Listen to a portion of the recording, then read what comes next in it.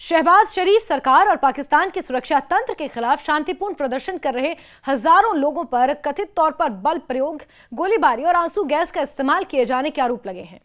इन घटनाओं ने न केवल पीओके की आंतरिक स्थिति को लेकर गंभीर सवाल खड़े किए, बल्कि मानवाधिकारों और लोकतांत्रिक अधिकारों को लेकर भी नई बहस छेड़ दी। स्थानीय संगठनों और राजनीतिक दलों का दावा है कि सरकार विरोधी आवाजों को दबाने के लिए बड़े पैमाने पर गिरफ्तारियां कर रही है, जबकि प्रदर्शनकारियों का आरोप है कि उनकी मांगों को सुनने के बजाय उन्हें हिंसा का सामना करना पड़ रहा है। इन घटनाओं के बाद पीओके के कई इलाकों में तनाव बढ़ गया है और विरोध प्रदर्शन का दायरा स्थानीय सीमाओं से निकलकर विदेशों में रहने वाले कश्मीरियों तक पहुंच गया है। इस पूरे आंदोलन की अगुवाई जम्मू कश्मीर जॉइंट अवामी एक्शन कमेटी कर रही है। संगठन का कहना है कि वो लंबे समय से पीओके के लोगों के बुनियादी अधिकारों, राजनीतिक प्रतिनिधित्व और प्रशासनिक न्याय की मांग उठा रहा है। अवामी एक्शन कमेटी के आह्वान पर रविवार को अब्बासपुर स्थित सरदार गुलाम हुसैन खान स्पोर्ट्स स्टेडियम में बड़ी संख्या में लोग एकत्रित हुए। संगठन के अनुसार इस सभा में 40,000 से ज्यादा लोगों ने हिस्सा लिया। प्रदर्शनकारियों का आरोप था कि पाकिस्तान सरकार ने आंदोलन से जुड़े 600 से अधिक मानवाधिकार कार्यकर्ताओं और राजनीतिक नेताओं को गैर कानूनी तरीके से गिरफ्तार कर लिया है। इन गिरफ्तारियों के विरोध में लोगों ने शांतिपूर्ण प्रदर्शन किया और सभी बंदी नेताओं एवं कार्यकर्ताओं की तत्काल रिहाई की मांग की। जॉइंट अवामी एक्शन कमेटी का आरोप है कि शांतिपूर्ण विरोध प्रदर्शन को दबाने के लिए पाकिस्तानी सुरक्षा बलों ने कई स्थानों पर बल प्रयोग भी किया। संगठन के मुताबिक डुडियाल क्षेत्र में प्रदर्शन कर रही भीड़ पर बिना किसी उकसावे के गोलीबारी की गई। इस तरह अन्य इलाकों में भी प्रदर्शनकारियों को तितर-बितर करने के लिए आंसू गैस के गोले दागे गए और लाठीचार्ज किया गया। स्थानीय लोगों का कहना है कि वो अपने संवैधानिक और लोकतांत्रिक अधिकारों की मांग कर रहे थे, लेकिन सुरक्षा बलों ने उन्हें अपराधियों की तरह निशाना बनाया। इमरान खान की पार्टी पाकिस्तान तहरीक-ए-इंसाफ की पीओके इकाई ने भी ये दावा किया कि डडियाल अंब क्षेत्र में हुई गोलीबारी में एक व्यक्ति की मौत हुई, जबकि कई अन्य लोग जख्मी हुए। घायलों में कुछ की हालत गंभीर है। हालांकि इन दावों की स्वतंत्र पुष्टि नहीं हो सकी है, लेकिन घटना के बाद पूरे क्षेत्र में तनाव और गुस्सा बढ़ गया है। प्रदर्शनकारियों का आरोप है कि सरकार लोकतांत्रिक विरोध को कुचलने के लिए हिंसक तरीकों का इस्तेमाल कर रही है। राजधानी मुजफ्फराबाद में भी सुरक्षा बलों और प्रदर्शनकारियों के बीच तीखी झड़प हुई। जॉइंट अवामी एक्शन कमेटी ने सोशल मीडिया मंच एक्स पर आरोप लगाया कि सुरक्षा बलों ने प्रदर्शनकारियों पर गोलीबारी की और कई लोगों की मोटरसाइकिलों को क्षतिग्रस्त कर दिया। संगठन का कहना है कि पुलिस और पाकिस्तानी रेंजर्स ने भीड़ को हटाने के लिए आंसू गैस के गोले तक दागे, जिससे भगदड़ जैसी स्थिति पैदा हो गई। इसके अलावा मनकपियन, संगीमेरा, तरीकाबाद, लोअर छतरा और बेला नूर शाह जैसे क्षेत्रों में भी प्रदर्शनकारियों और सुरक्षा बलों के बीच टकराव की खबरें सामने आई। इन घटनाओं के बाद पूरे पीओके में सुरक्षा व्यवस्था और ज्यादा कड़ी कर दी गई है।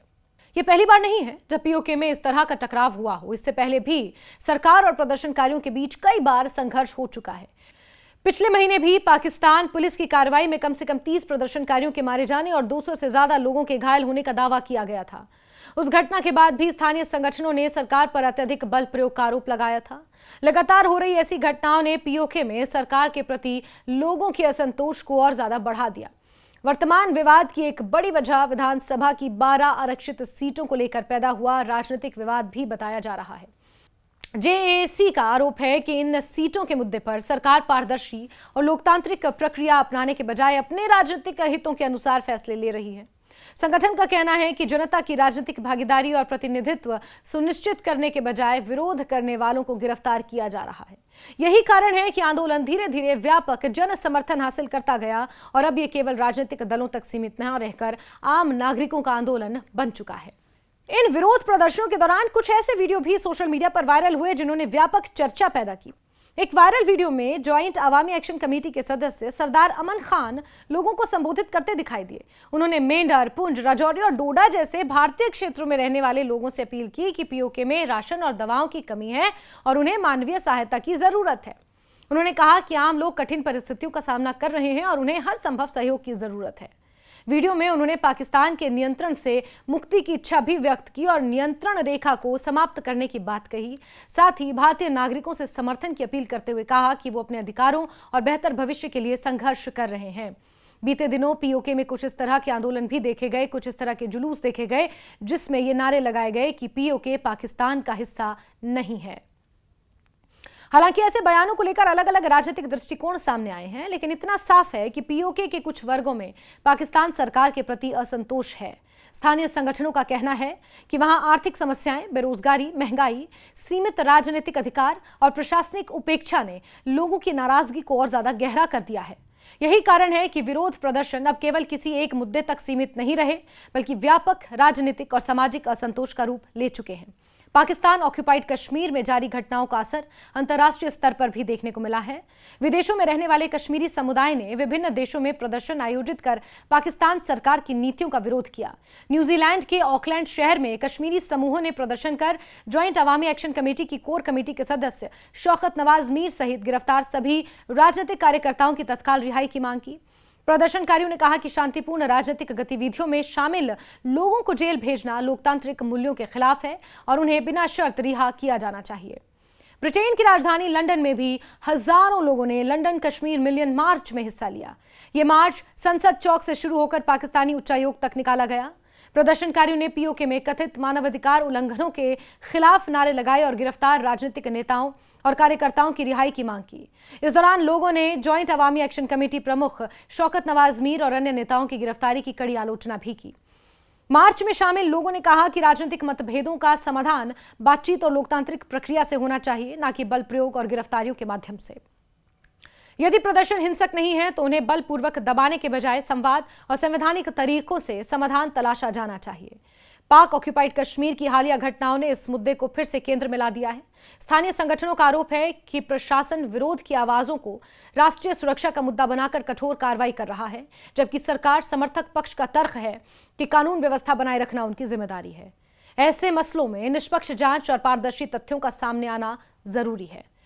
विश्लेषकों का मानना है कि यदि पीओके में लगातार राजनीतिक असंतोष बढ़ता रहा और सरकार ने केवल सुरक्षा बलों के जरिए स्थिति नियंत्रित करने की कोशिश की, तो इससे लोगों में अविश्वास और गहरा हो सकता है। किसी भी क्षेत्र में स्थायी शांति तभी संभव होगी जब जनता को अपनी बात रखने का अवसर मिले, लोकतांत्रिक संस्थाएं मजबूत हों और प्रशासन लोगों की शिकायतों का समाधान करने के लिए संवाद का रास्ता अपनाए। लगातार गिरफ्तारियां, हिंसक और टकराव किसी भी समाज में स्थायी समाधान नहीं हो सकते। पीओके की वर्तमान स्थिति केवल कानून व्यवस्था का प्रश्न नहीं है, बल्कि राजनीतिक अधिकारों, प्रशासनिक पारदर्शिता, मानवाधिकारों और जनता की भागीदारी से जुड़ा व्यापक मुद्दा है। प्रदर्शनकारी अपने अधिकारों, राजनीतिक प्रतिनिधित्व और गिरफ्तार नेताओं की रिहाई की मांग कर रहे हैं, जबकि दूसरी ओर सुरक्षा एजेंसियां स्थिति को नियंत्रित करने का प्रयास कर रही हैं। इस टकराव का असर स्थानीय लोगों के दैनिक जीवन, सामाजिक स्थिरता और क्षेत्रीय राजनीति पर पड़ रहा है। कुल मिलाकर पाकिस्तान के कब्जे वाले कश्मीर में हाल के घटनाक्रम ने वहां की स्थिति को एक बार फिर अंतर्राष्ट्रीय चर्चा का विषय बना दिया है। गोलीबारी, कथित मानवाधिकार उल्लंघन, बड़े पैमाने पर गिरफ्तारियां, राजनीतिक विरोध और विदेशों में हो रहे प्रदर्शन इस बात का संकेत है कि पाक ऑक्यूपाइड कश्मीर में असंतोष का दायरा बढ़ चुका है। आने वाले समय में यह देखना जरूरी होगा कि पाकिस्तान सरकार इस संकट से निपटने के लिए कौन सा रास्ता अख्तियार करती है।